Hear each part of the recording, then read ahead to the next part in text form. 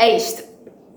É o que vamos ter pra hoje. É sem setups, tudo improvisado, porque acho inclusive que faz muito sentido com o tema que é mudanças. É bom estar de volta, pensar em assuntos para o YouTube, filmar formato longo, fazer uma coisa ampla em que eu posso falar, refletir, falar e falar muito mais. Quem disser que fazer mudanças é uma coisa fácil, tá errado, ou tá mentindo. Ou tá errado ou tá mentindo. É um desafio e para algumas pessoas como eu, pode ser um desafio um pouco maior. Eu me sinto um pouco assustada às vezes com as mudanças. E tem muitas mudanças acontecendo na minha vida no momento, então eu acho que era um momento propício para falar sobre isso também, até porque eu sei que tem muita gente passando por muita mudança o tempo todo. Porque a vida é isso, né? Mas às vezes a gente se encontra num lugar confortável, às vezes nem é confortável, mas a gente se encontra num lugar de estabilidade, de não acontecimento de nada, e a gente fixa naquilo ali por medo, por estabilidade, enfim. Eu tô nesse momento por diversos fatores. Eu estava nesse momento por diversos fatores e agora parece que tudo começou a mudar de uma vez só. Eu acho que agosto foi o grande mês, assim, de chave de virada, mas agora setembro também foi bem impactante. No início do ano, eu fiz até um vídeo aqui no canal sobre 25 coisas para fazer em 2025. E aí a minha ideia era extrapolar o máximo de coisas que eu queria fazer ou que eu pensava em fazer, porque pelo menos alguma delas ia dar certo. E assim, a lógica bate? Bate. Mas também é um pouco maluca, né? Vamos ter que estar admitindo isso daí. A gente acha que tem muito mais controle sobre a vida do que a gente realmente tem.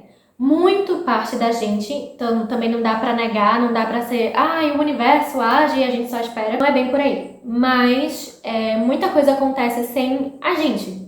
Acontece para a gente, sabe? A gente não tem esse controle. Cara, a gente leva algumas coisas muito pro garantido. Isso aqui já tá certo, isso já tá garantido.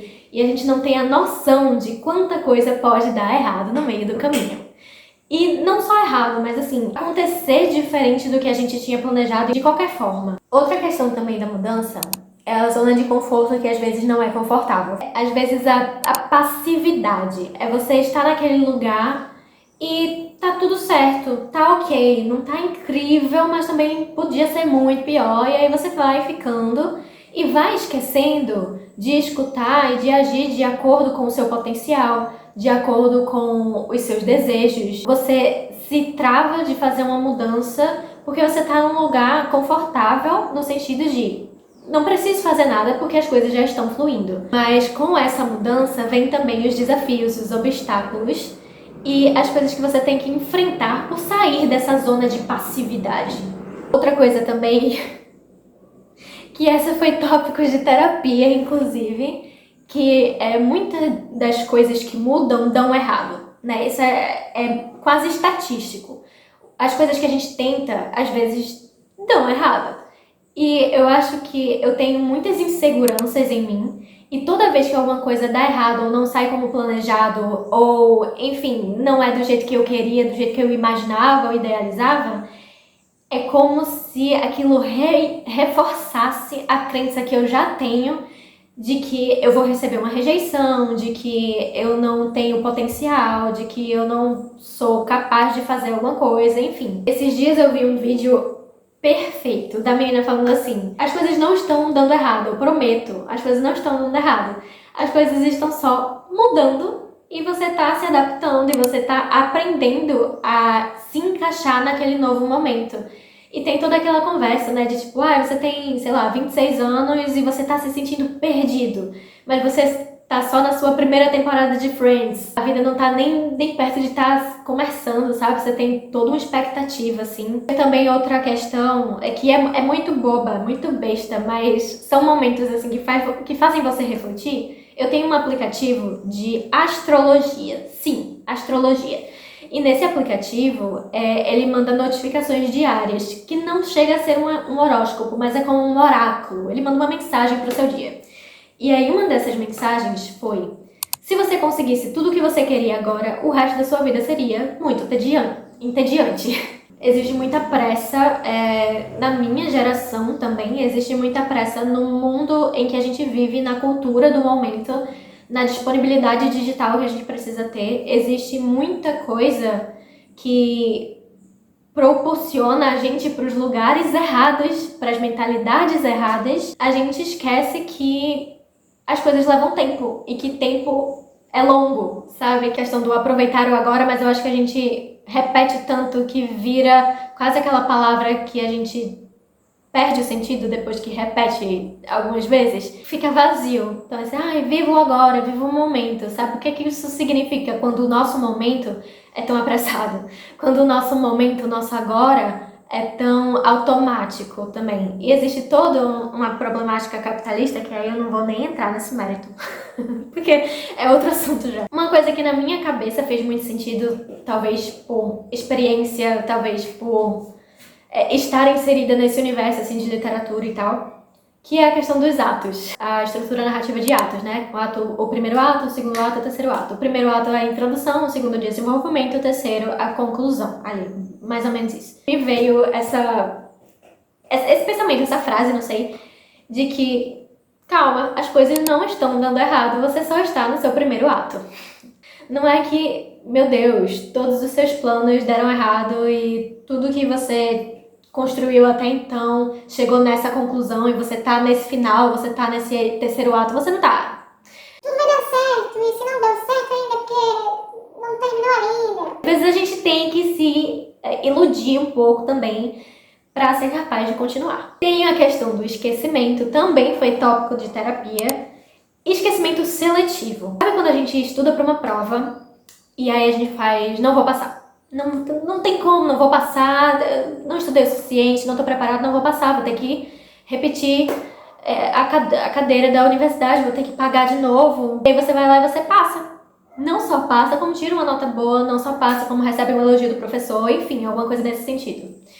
E aí isso se repete desde a infância, né? Desde o colégio até a faculdade, até tipo um trabalho que você recebe e você acha que não vai dar pra entregar. É demais pra mim, é muito peso nos meus ombros, não vou conseguir. Dessa vez eu não vou conseguir, o pensamento é meio que esse. E aí você consegue.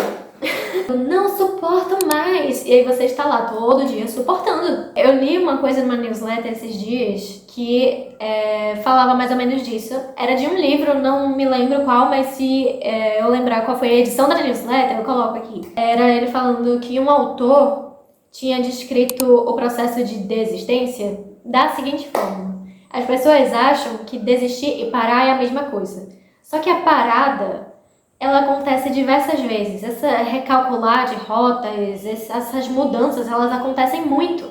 Então você para diversas vezes, você para analisar, você para dar um descanso, enfim, a parada ela acontece várias vezes. Desistir acontece uma vez só. Mais uma vez, para quem tá lá no fundo, desistir acontece uma vez só. Então eu acho que a gente que tá aqui ansioso, preocupado, meu Deus, quanto que vai dar certo, e eu continuo aqui, eu não estou suportando mais, mas eu vou suportar, não é uma questão de desistência, é uma questão de processo. Esse vídeo está carregado de referências, porque eu não tenho feito muita coisa além de castelar, de pensar sobre isso nos últimos dias, porque é inevitável, né?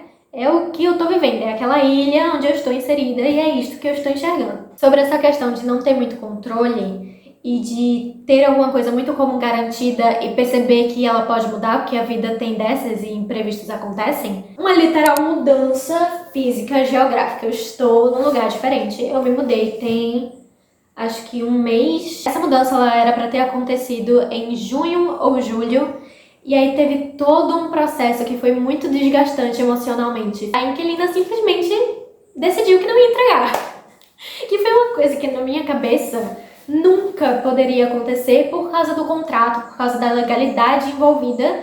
E aí eu percebi que não, que o buraco é muito mais embaixo. A gente esperou uns 3 meses para ela sair dentro de um contrato que foi feito em cima do contrato e mais um mês esperando ela sair sem ter mais contrato, porque ela simplesmente quebrou e disse que não ia sair. Teve muita gente ajudando, teve muita coisa que deu mais ou menos certo, Mas foi um processo muito desgastante, até porque onde a gente estava de aluguel morando, a gente também tinha um prazo. E a gente não queria ser a pessoa que a nossa inquilina estava sendo de quebrar o prazo. E foi uma confusão, mas no final das contas, estamos aqui. Uma coisa que ninguém contava. Absolutamente ninguém contava. Mas aconteceu.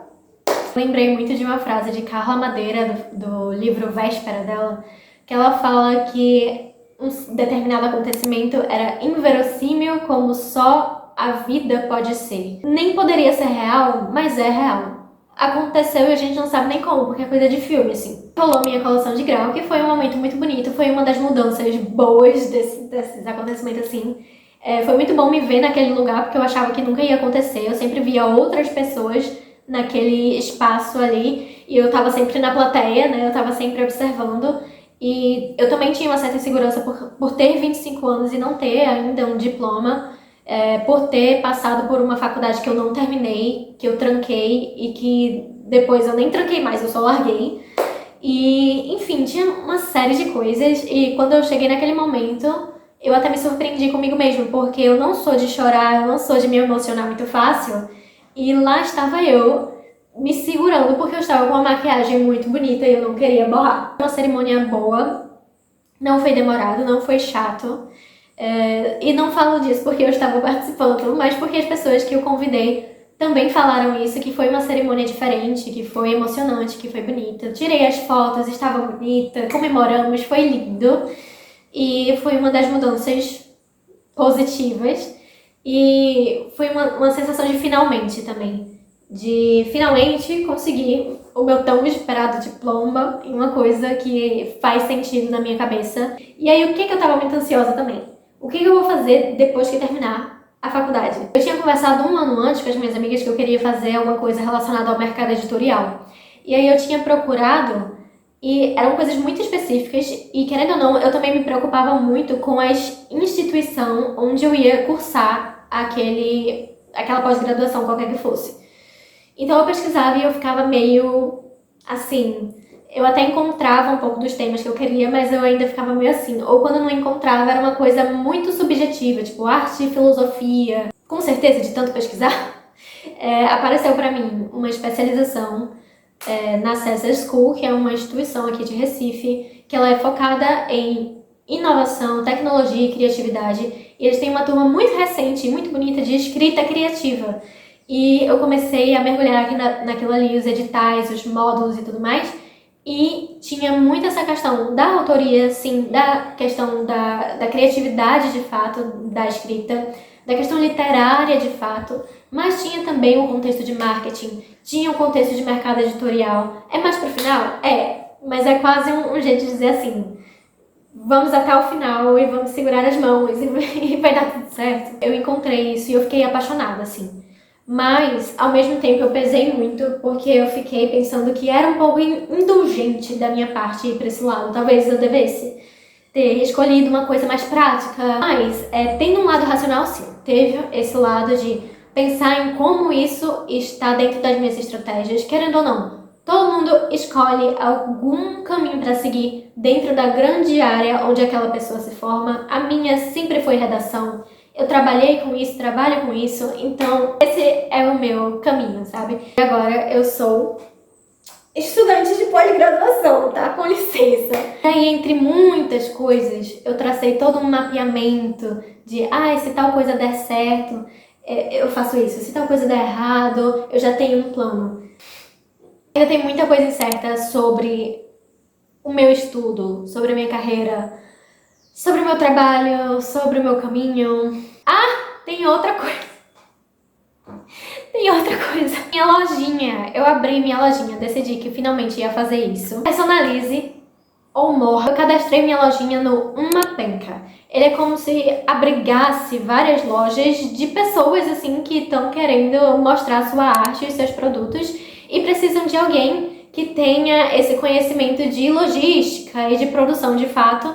E você entrega a sua arte, coloca lá e eles fazem todo esse processo que facilita tanto para quem está colocando seu produto lá, quanto para quem tá comprando dos seus artistas preferidos. E o mais legal é que eles têm instituições de caridade. Quando você faz uma compra lá, você também está fazendo doação para essas instituições, e quando você cadastra um produto lá, você cadastra um certo valor que vai para essas instituições. Então eu acho que isso é muito legal também. É uma marca, se eu não me engano, vinculada a Chico Rei, que tem muito essa questão social também, então é bem bacana. A minha lojinha tá lá, o propósito foi criar ilustrações digitais, autorais e com muita personalidade, baseada nas nossas referências que amamos de cultura pop, de música, de arte e também um pouco de regionalismo. Também carrega muito essa coisa do artesanal, do feito à mão, que em tempos de IA eu acho extremamente importante. Então, é uma marca, é uma lojinha que valoriza muito o feito por gente,